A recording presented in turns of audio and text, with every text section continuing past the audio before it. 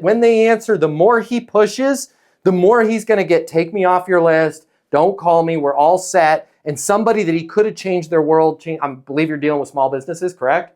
Correct. Could have changed their business, helped them expand, helped them stay in business, helped them hire other people. People say dumb stuff. Not Curtis, but the person on the other end of the line says dumb stuff like, I'm all good, I'm all set. We work with somebody else. I don't need that. So he knows that. So he's just saying, hey, you and I wanted to reach out to you personally because I don't think we've worked with your your dry cleaning operations there. Can I shoot you over a link to what we're doing so you can take a look when we get some time?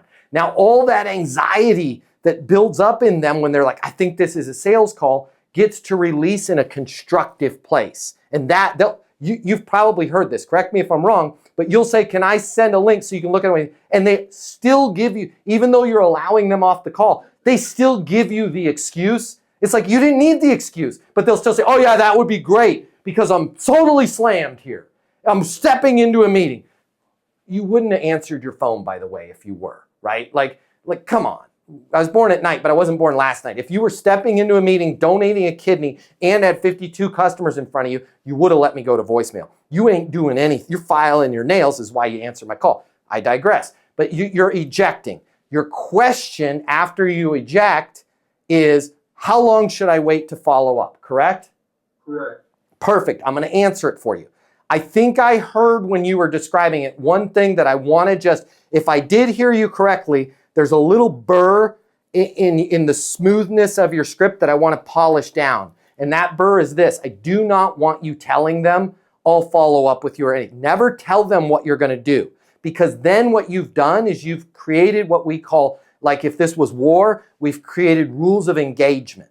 And when I say, I'll call you back in a week, now, if it's Billy doesn't have to do anything because I've already established that the protocol is I call Billy.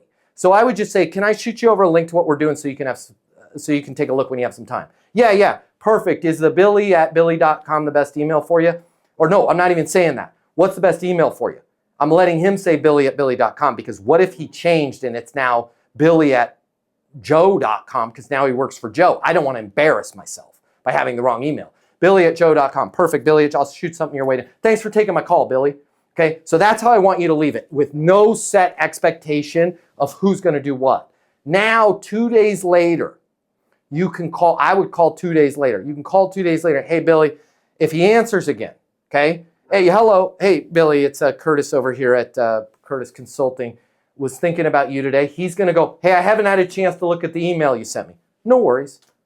Because now we have a relationship. No worries. I was just thinking about you because there is something that every dry cleaner in Poughkeepsie is having to deal with right now. I just want to make sure you were aware of it. It's different. I can jump right into a script if it's my second time calling him and our second time talking because, dare I say, we're kind of friends now, right? Like I had reached out to him before, I sent him something, and they always say the same thing. Man, I've been slammed. I didn't get a chance to look at your email. To which you're going to go, oh, no worries. That's not the reason why I was calling, right?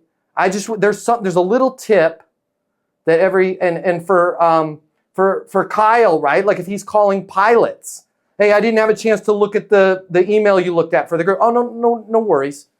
I wasn't even calling about that. Man, there is a little secret that the people that are getting from the right seat to the left seat on those international flights to Korea, that they're kind of sharing with each other. I just wanted to make sure you were aware of what's going on in terms of leadership there in the cockpit. He's like, dude, that has nothing to do. I don't know. I'm just trying because I think being a pilot's cool, and he's pretty cool at being a pilot. But do you see how now we can pivot because we're not some unknown cold caller?